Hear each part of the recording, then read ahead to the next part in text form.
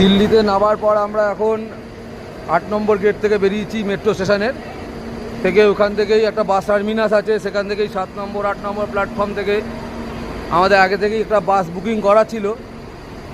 সেই bus booking করা রয়েছে। আমার গিন্নি দাঁড়িয়ে রয়েছে হাতে ব্যাগ নিয়ে। এই হচ্ছে পুরো বাসটা আমাদের।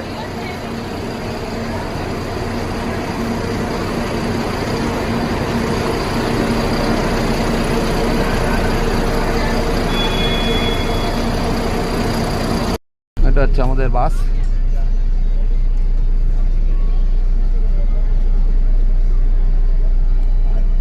এই স্লিপার সিটটা আমার।